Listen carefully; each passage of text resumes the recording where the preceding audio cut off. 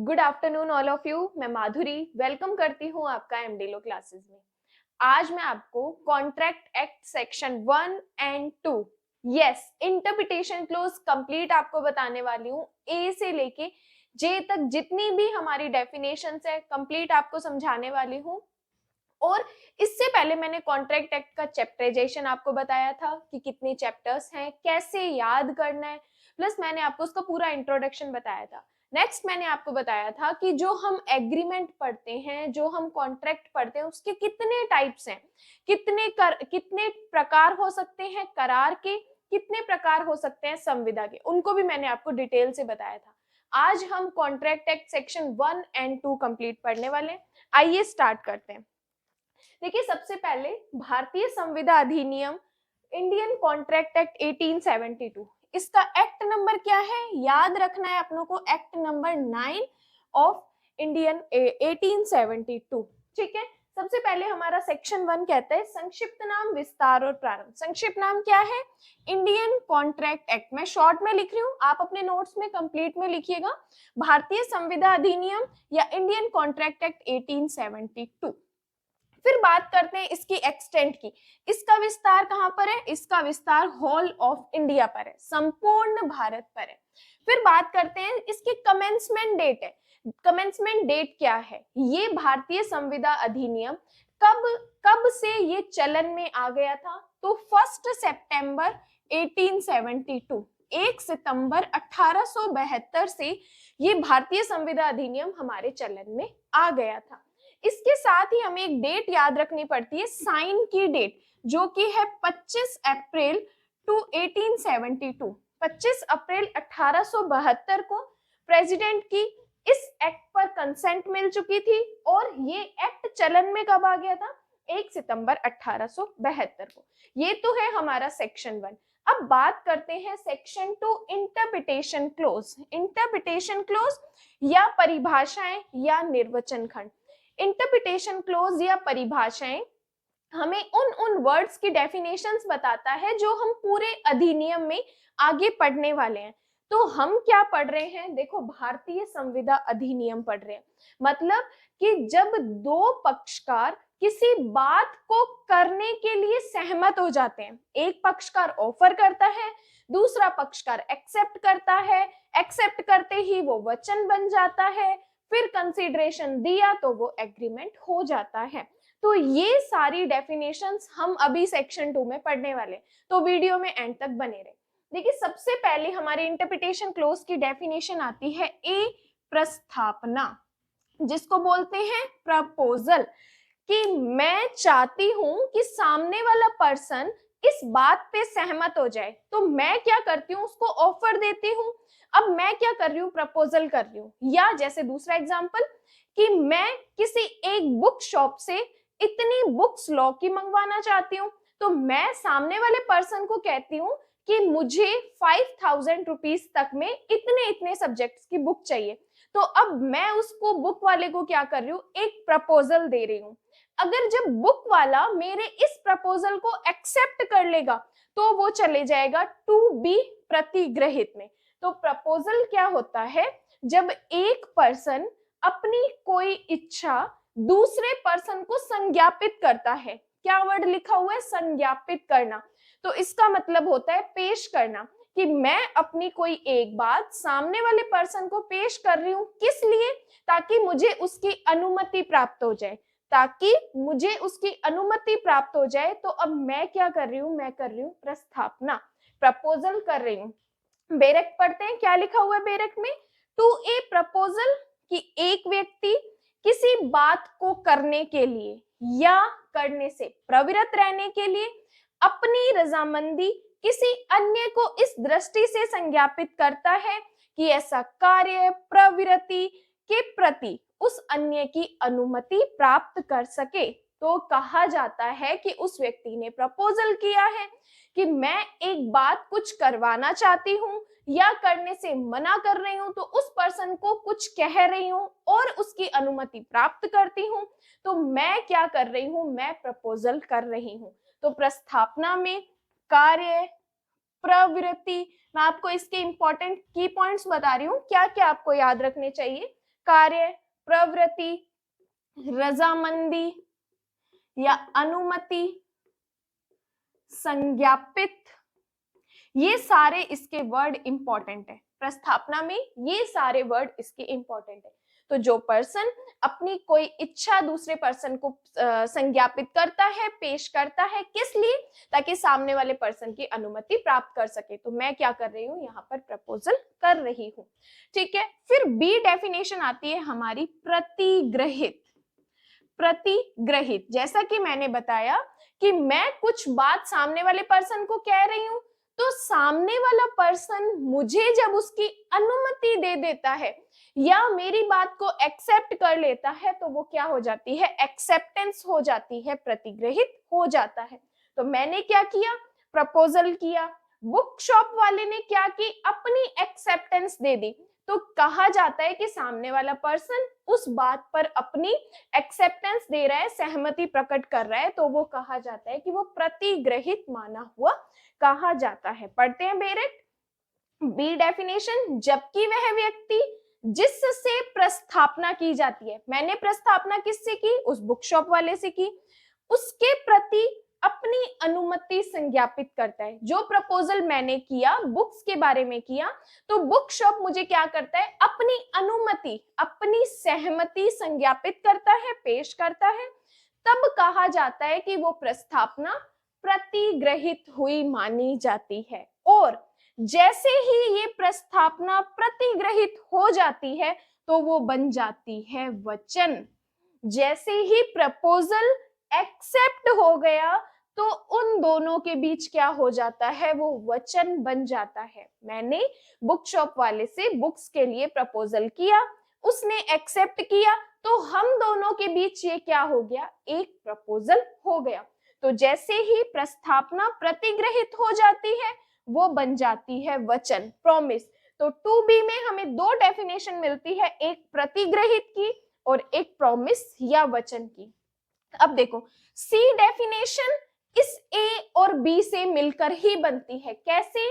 देखो, जो प्रपोजल करता है, जिसने प्रपोजल किया, वो होगा वचनदाता। तो एक डेफिनेशन हमें सी में मिलती है वचनदाता की। वचनदाता कौन है? जो प्रस्थापना करता है, जो प्रस्थापना करता है। तो मैंने प्रस्थापना की बुक्स के लिए, तो मैं क्या हो जाऊंगी, वचनदाता, जिसको इंग्लिश में बोलते हैं प्रोमिजर। और दूसरी डेफिनेशन इसी में ही अपनों को दी है, वचन ग्रहीता। तो जो प्रस्थापना को स्वीकार करता है, वो कौन होता है, वचन ग्रहीता होता है। जो प्रस्थापना को स्वीकार करता है, वो कौन हो जाता है, हमारा वचन ग्रहीता। प्रस्थापना को स्वीकार करता है। ठीक है, तो सी डेफिनेशन हमें कहां से मिली, ए और बी को मिला के हमारी डेफिनेशन बन रही है सी। तो सबसे पहले व्यक्ति ने प्रस्थापना की, प्रस्थापना एक्सेप्ट हुई, एक्सेप्ट बनते ही वो वचन हो गया। वचन में दो पक्षकार होते हैं, कौन, वचनदाता, वचन ग्रहीता, प्रोमिजर, प्रोमिजी। डायरेक्ट पढ़ते हैं, डेफिनेशन है 2C की। प्रस्थापना करने वाला व्यक्ति वचनदाता कहलाता है, प्रस्थापना प्रतिग्रहित करने वाला व्यक्ति वचन ग्रहीता कहलाता है। क्योंकि ग्रहीता ये क्या कर रहा है, ग्रहण कर रहा है, किसको, वचन को। तो जो वचन को ग्रहण कर रहा है, वो कौन होता है, वचन ग्रहीता होता है। फिर आती है 2D definition, very very important हमारी, प्रतिफल, कंसीडरेशन। अब देखो, प्रतिफल, कंसीडरेशन मोस्ट इंपॉर्टेंट है। क्यों? क्योंकि अगर आपने पक्षकारों के साथ कोई बात की, उसने अपना प्रतिफल दे दिया उस बात को लेके, तो ये क्या मानी जाएगी, अब ये मानी जाएगी कि यस, जो एग्रीमेंट आपने किया है वो फाइनल हो चुका है।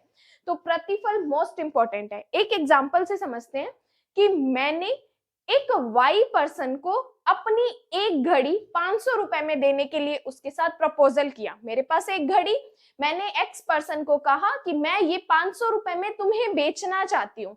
ठीक है, एक्स पर्सन ने कहा कि मैं आपकी घड़ी 500 रुपए में खरीदना चाहता हूं।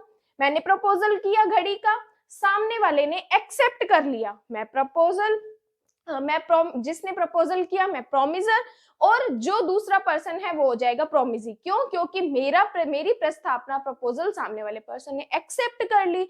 तो जब सामने वाले पर्सन ने मेरी घड़ी के बदले जो 500 रुपए के लिए हामी भरी, तो वो इसके लिए क्या माना जाएगा? कंसीडरेशन माना जाएगा। क्या माना जाएगा? प्रतिफल माना जाएगा। बेरेक्ट की लैंग्वेज पढ़ते हैं, की पॉइंट्स बताती हूँ आपको कि डी कहता है जबकि वचनदाता की वांछा पर। सबसे पहला हमारा पॉइंट आएगा वचनदाता की वांछा पर। वांछा मतलब इच्छा पर, उसकी डिजायर पर। वचनदाता कौन था? जिसने प्रपोजल किया। वचनदाता की इच्छा पर वचन ग्रहीता, ठीक है, सेकंड पॉइंट, सेकंड पर्सन था हमारे पास वचन ग्रहीता या कोई अदर पर्सन कुछ कर चुका है। वचनदाता की इच्छा पर वचन ग्रहीता क्या कर रहा है?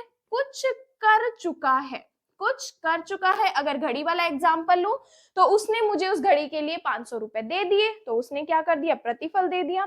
कुछ कर चुका है, करने से विरत रहा है या करने से प्रविरत रहता है। दूर रहता है कुछ काम करने के लिए या कुछ काम न करने के लिए, या करने से प्रविरत रहने का अपना वचन देता है, तब ऐसा कार्य, प्रवृत्ति या वचन उस वचन के लिए प्रतिफल होता है। जब कोई पर्सन वचनदाता की इच्छा पर वचन ग्रहीता कुछ कर चुका है या करने से विरत रहा है या करने से प्रविरत रहा है या करने का वचन दिया है, तो ऐसा कार्य, वृत्ति, प्रवृत्ति उस वचन के लिए क्या माना जाएगा? प्रतिफल माना जाएगा। उसके लिए प्रतिफल माना जाएगा। देखो कुछ वर्ड्स में ही हमने कंप्लीट डेफिनेशन प्रतिफल की याद कर ली। कैसे? वचनदाता की इच्छा पर कोई वचन ग्रहीता या अन्य व्यक्ति कुछ कर चुका है, करने से विरत रहा है, करने से प्रविरत रहता है या कुछ करने का वचन देता है, तो ऐसा कार्य, वृत्ति, प्रवृत्ति, वचन उस वचन के लिए क्या माना जाएगा? प्रतिफल माना जाएगा। उसके लिए क्या माना जाएगा? प्रतिफल माना जाएगा। कि अगर आप कोई प्रपोजल करते हो, सामने वाले पर्सन ने उस प्रपोजल को एक्सेप्ट करके कुछ कंसीडरेशन दे दिया। कंसीडरेशन पार्टली भी हो सकता है, कंप्लीट भी हो सकता है। 500 रुपए, जैसे मैंने 500 रुपए की घड़ी के लिए उसको प्रपोजल किया, उसने मुझे 200 रुपए उसके लिए दे दिया कि ठीक है आपका ये 200 रुपए मेरा एडवांस पकड़े और कल मुझे घड़ी देके और 300 रुपए ले जाइएगा। तो ये 200 रुपए मेरे लिए क्या माना जाएगा? प्रतिफल माना जाएगा, कंसीडरेशन माना जाएगा। तो सबसे पहले हमने प्रपोजल किया, प्रपोजल एक्सेप्ट हुआ, एक्सेप्ट होते ही वो वचन बन गया। वचन में दो पक्षकार होते हैं, वचनदाता, वचन ग्रहीता। जैसे ही इन्होंने प्रतिफल दिया तो ये हमारा 2E में बन गया करार। तो 2E डेफिनेशन हम पढ़ते हैं करार। देखो जब एग्रीमेंट, करार हम पढ़ते हैं तो ये कॉन्ट्रैक्ट का एक प्रथम चरण माना जाता है। संविदा करने का प्रथम चरण क्या होता है? करार होता है। तो 2E हम पढ़ते हैं करार के बारे में। देखो बेरेक्ट में इसकी जो डेफिनेशन दे रखी है आपको एग्जाम में एज इट इज लिखनी पड़ेगी। इसका कोई शॉर्टकट नहीं है, एक लाइन है वो आपको याद रखनी पड़ेगी कि भारतीय संविदा अधिनियम की धारा 2E में करार की परिभाषा दी गई है, करार से अभिप्रेत है। As it is definition then आपको लिखनी पड़ेगी। बेरेक्ट पढ़ते हैं फिर समझाती हूँ। ई कहता है हर एक वचन या वचनों का समवर्ग, या आप एक प्रॉमिस कर रहे हो या प्रोमिसेस के सेट्स कर रहे हो, आप हर एक वचनों का समवर्ग जो एक दूसरे के लिए प्रतिफल है, क्या माना जाएगा? करार माना जाएगा। कि जैसे ही आपने प्रपोजल किया, एक्सेप्ट हुआ, कंसिडरेशन दे दिया, तो ये मिलके क्या बना? हमारा करार बना। तो करार में क्या होता है? ऐसा एक वचन, वचनों का समवर्ग जो एक दूसरे के लिए कंसीडरेशन है, वो क्या बनता है? करार बनता है। तो करार हमारा 2 पॉइंट से बनता है। कैसे? एक बनता है वचन से, दूसरा बनता है प्रतिफल से। कि आपने प्रॉमिस किया, प्रॉमिस करते ही आपने प्रतिफल दे दिया, तो ये मिलके क्या बना? हमारा करार बना। जब हम वचन पढ़ते हैं तो वचन में हमने पढ़ा, वचन में भी 2 पक्षकार होते हैं। कौन से? एक हमने पढ़ा वचन जो प्रस्थापना करता है, जो प्रस्थापना करता है, और दूसरा जो प्रतिग्रहण करता है, जो दूसरा प्रतिग्रहण करता है। तो करार में जब आप करार की डेफिनेशन लिख लेते हो, देन आप इसको भी डिफाइन करके बता सकते हो कि करार में दो चीजें इंपॉर्टेंट होती है, एक प्रॉमिस होना चाहिए, दूसरा प्रतिफल होना चाहिए। फिर ये प्रॉमिस करता कौन है? प्रस्थापना और वचन ग्रहीता मिलकर, वचन ग्रहीता मिलकर। ठीक है, तो ये बना हमारा करार, ये बना हमारा करार। तो 2A में हमने पढ़ा प्रस्थापना, 2B में हमने पढ़ा एक्सेप्टेंस, 2C में हमने पढ़ा वचनदाता वचन ग्रहीता। इन्होंने क्या दिया? कंसीडरेशन दे दिया। कंसीडरेशन देते ही ये हमारा क्या हो गया? करार हो गया। अब देखो नेक्स्ट डेफिनेशन, देखो जब हमने करार किया है तो अब हम दोनों पक्षकार आपस में मिलके क्या करेंगे? व्यतिकारी वचन करेंगे। सिर्फ एक याद करने के लिए आपको बता रही हूं, ई में करार किया, करार करने के बाद हम पक्षकारों ने आपस में क्या किया? व्यतिकारी वचन किया, रेसिप्रोकल प्रॉमिस किए।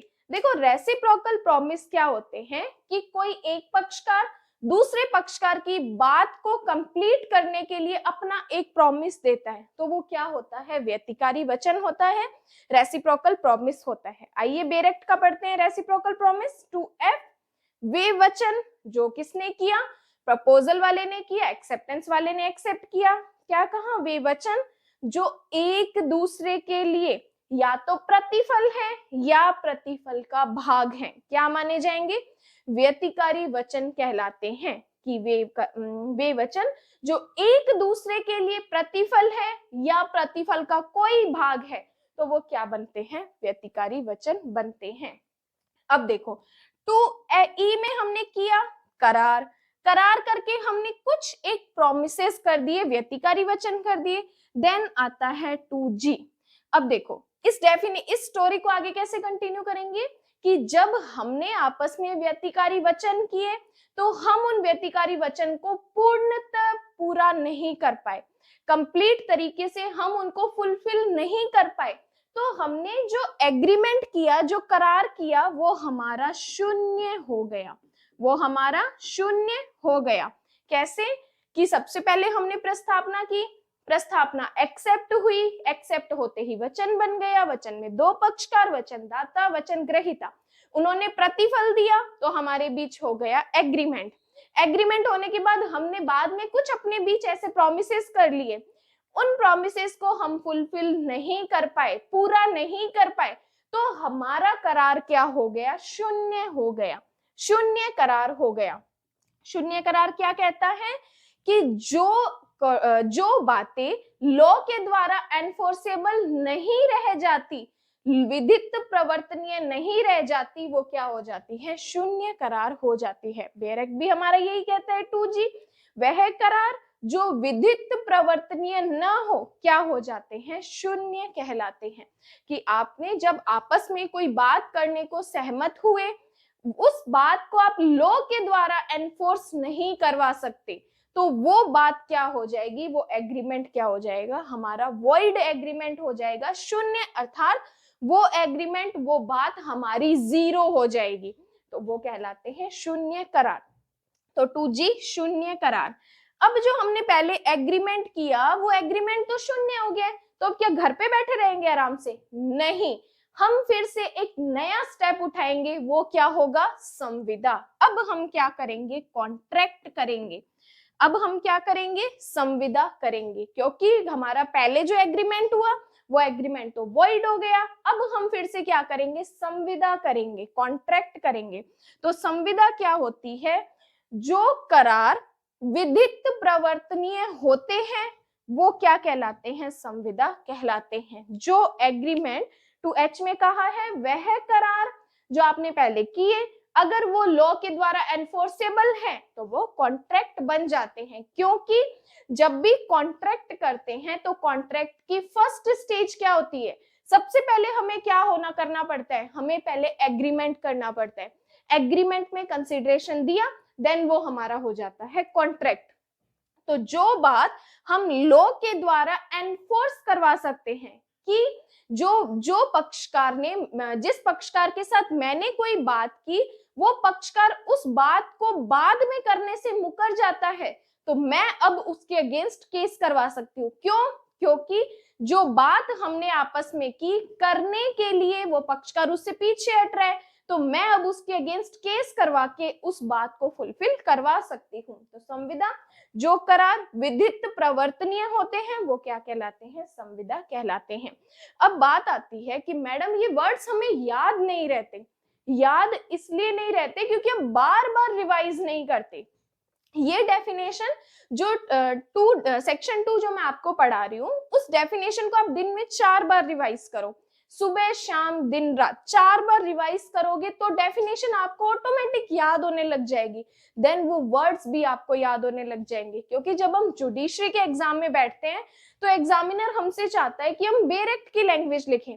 बेरेक्ट की लैंग्वेज हमें डायरेक्ट याद नहीं होती, जब हम उस डेफिनेशन को समझ लेते हैं उसके बाद वो हमारे याद करने के लिए थोड़ा इजी हो जाता है। और याद कैसे होगा, जब आप बार बार रिवाइज करोगे तो आपको लॉ की लैंग्वेज भी याद होने लग जाएगी। तो 2H क्या कहती है, संविदा कहती है। ठीक है, अब देखो संविदा में दो बातें हमें निकल कर आती है। संविदा में दो बातें निकल कर आती है, I और J। I हमें कहता है शून्य करणीय संविदा, शून्य करणीय संविदा, वॉइडेबल कॉन्ट्रैक्ट। एक हमारे पास आता है शून्य संविदा, एक हमारे पास आता है शून्य संविदा। ये मैं डेफिनेशन के अकॉर्डिंग बता रही हूँ, अदरवाइज मैंने कॉन्ट्रैक्ट के टाइप्स, एग्रीमेंट के टाइप्स पहले से ही एक वीडियो में बता रखे हैं। मैं उसका लिंक डिस्क्रिप्शन में आपको दे दूंगी। ये वीडियो से पहले आप वो वीडियो भी देख लीजिएगा ताकि आपको पता चल जाए कि जो एग्रीमेंट होते हैं, जो कॉन्ट्रैक्ट होते हैं, उनके कितने टाइप्स है और उनको हमें कैसे समझना है। तो जब संविदा 2H में हमने पढ़ी तो संविदा के साथ ही हमें दो डेफिनेशन मिलती है, एक शून्य करणीय संविदा, एक शून्य संविदा।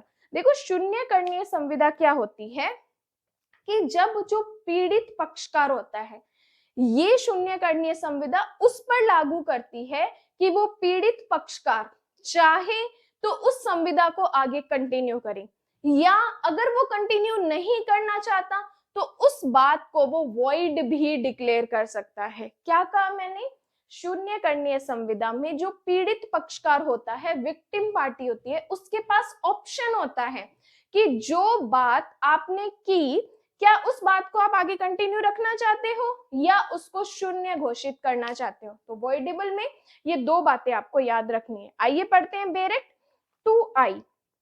वह करार जो उसके पक्षकारों में से एक या अधिक के विकल्प पर तो विधि द्वारा प्रवर्तनीय हो, किंतु अन्य पक्षकार या अन्य पक्षकारों के विकल्प पर नहीं। तो एक पक्षकार के पास ऑप्शन होता है कि चाहे तो वो उसको वैलिड डिक्लेयर कर दे, चाहे तो उसको वो वॉइड डिक्लेयर कर दे। जैसे एक एग्जांपल बताती हूँ कि आपने चाइल्ड मैरिज के बारे में सुना होगा, बाल विवाह के बारे में। जब उनकी चाइल्ड मैरिज होती है देन वो मेजर हो जाते हैं, लाइक 18-21 ईयर के हो जाते हैं, तो जो पार्टीज होते हैं उनके पास ऑप्शन होता है कि वो अपने इस कॉन्ट्रैक्ट को आगे कंटिन्यू करना चाहते हैं, कि वो अपनी शादी आगे कंटिन्यू रखना चाहते हैं, या इस शादी को अब वॉइड डिक्लेयर करना चाहते हैं, शून्य करना चाहते हैं।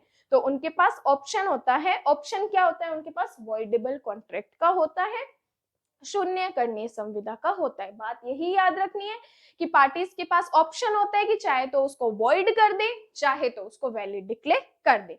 देन आते हैं 2J, शून्य संविदा। शून्य संविदा क्या कहती है, जो संविदा विधित प्रवर्तनीय नहीं रह जाती। मतलब पहले तो वो विधित प्रवर्तनीय थी, पहले तो आप उसको लॉ के द्वारा एनफोर्सेबल करवा सकते थे, लेकिन कुछ सर्कमस्टेंसेस ऐसे हुए जिसकी वजह से वह अब कंटिन्यू नहीं रह सकती, कि जो संविदा विधित प्रवर्तनीय नहीं रह जाती वह तब शून्य हो जाती है जब वह प्रवर्तनीय नहीं रह जाती। मतलब कि पहले तो वो वैलिड थी लेकिन सर्कमस्टेंसेस ऐसे आए जिसकी वजह से अब वो वॉइड हो चुकी है, तो वो क्या मानी जाएगी, हमारी शून्य संविदा मानी जाएगी। जैसे एग्जांपल्स, प्लास्टिक की पॉलिथीन्स पहले बैन नहीं होती थी, उस टाइम पे जब आपने कॉन्ट्रैक्ट किया किसी कंपनी के साथ तो वो कॉन्ट्रैक्ट क्या था, वैलिड कॉन्ट्रैक्ट था। लेकिन अब प्रेजेंट में प्लास्टिक की पॉलिथीन्स बैन हो चुकी है, तो अब वो कॉन्ट्रैक्ट आपका क्या माना जाएगा, वॉइड कॉन्ट्रैक्ट माना जाएगा। मतलब कि ये शून्य संविदा स्टार्टिंग से तो वॉइड नहीं होती, स्टार्टिंग से तो वो वैलिड ही मानी जाती है, लेकिन बाद में कुछ परिस्थितियों के कारण वो शून्य हो जाती है, तो वो हमारी शून्य संविदा मानी जाती है। तो 2A से लेकर 2J तक हमने ये डेफिनेशन पढ़ी। एक बार फिर से मैं आपको कंप्लीट डेफिनेशन रिवाइज करवा रही हूँ कि आपको कैसे याद रखनी है। देखिए, सबसे पहले हम क्या करते हैं, प्रस्थापना करते हैं, प्रपोजल करते हैं। 2A प्रपोजल, प्रपोजल हमारा एक्सेप्ट हुआ तो 2B में एक्सेप्टेंस, और जब एक्सेप्ट हुआ तो ये हमारा प्रॉमिस बन गया, तो 2B में ही हम पढ़ते हैं वचन की डेफिनेशन। जैसे ही आपका प्रॉमिस एक्सेप्ट हुआ तो प्रॉमिस में कितनी पार्टी है, 2 पार्टी है, वचनदाता और वचन ग्रहीता। तो 2C में वचनदाता वचन ग्रहीता। जैसे ही पार्टी ने अपनी बात को लेकर सहमत हो गए और उन्होंने कुछ प्रतिफल दे दिया, तो वो हमारा क्या बन जाएगा, 2E एग्रीमेंट। तो 2D में हमने प्रतिफल दिया, प्रतिफल देने के बाद 2E में वह हमारा क्या हो गया, एग्रीमेंट हो गया। एग्रीमेंट होने के बाद हमने कुछ प्रोमिसेस किए, उन प्रोमिसेस को क्या बोलते हैं, व्यतिकारी वचन कहते हैं। तो 2F में व्यतिकारी वचन। अब व्यतिकारी वचन को हमने फुलफिल नहीं किया तो वो हमारा एग्रीमेंट क्या हो गया, शून्य हो गया। तो 2G शून्य करार। अब शून्य बात हो गई तो अब घर पे तो नहीं बैठेंगे, फिर से रीस्टार्ट करेंगे। तो 2H में हमने फिर से क्या की, संविदा की। संविदा में 2 डेफिनेशन हमें आगे मिलती है, एक 2I शून्य करनी है संविदा और 2J शून्य संविदा। तो ये डेफिनेशंस 2A से लेके J तक मैंने आपको कंप्लीट बताई। अब 1-2 केस लॉज लिख लीजिए कॉन्ट्रैक्ट के बारे में। कॉन्ट्रैक्ट की केस लॉज इंपॉर्टेंट है, लिखिए। पहला केस, Tarsem Singh versus Sukhvinder Singh. Tarsem Singh versus Sukhvinder Singh. AIR लिखिए 1998। AIR 1998 लिखिए। इस मामले में सुप्रीम कोर्ट ने हेल्ड किया कि उच्चतम न्यायालय ने अभी निर्धारित किया कि संविदा दो पक्षकारों के बीच द्विपक्षीय समव्यवहार है। संविदा 2 पक्षकारों के बीच द्विपक्षीय समव्यवहार है, तो वह संविदा कहलाती है। नेक्स्ट केस लिखिए, पुनीत बोरीवाला वर्सेस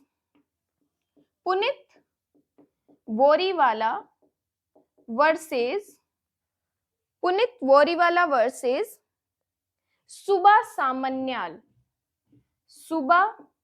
सान्याल।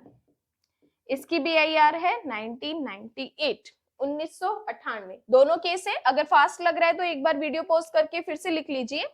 पुनीत बोरीवाल वर्सेस सुबा सान्याल 1998 लिखिए। इस मामले में कहा कि सहमत होने के लिए किया गया करार विधि द्वारा प्रवर्तित नहीं हो सकता, अतः यह संविदा नहीं है। तो जब कॉन्ट्रैक्ट का एक मेंस का क्वेश्चन आता है तो आप इन केस लॉस को भी बता सकते हो। तो आई होप मेरी वीडियो आपको अच्छी लगी हो, अपने फ्रेंड्स के साथ शेयर कीजिए। अभी तक सब्सक्राइब नहीं किया तो फटाफट सब्सक्राइब कर दीजिए, बेल आइकन प्रेस कर लीजिए। Thank you so much.